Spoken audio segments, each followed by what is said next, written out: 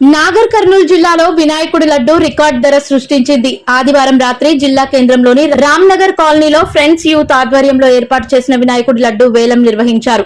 ఇందులో భాగంగా షణ్ముఖ్ ట్రేడర్స్ కి చెందిన ఓ వ్యక్తి 5,50,116కు లడ్డును దక్కించుకున్నారు. క్రితం సంవత్సరం 5,11,116 రూపాయలు పలికిన లడ్డు ఈసారి ఇంకో 50,000 పెరగడంతో యూత్ సభ్యులు హర్షం వ్యక్తం చేశారు. పాల్గొనవచ్చు. 5,50,000 షణ్ముఖ ట్రేడర్స్ రెండోసారి చివరి అవకాశం అండి. ఇంకెవరైనా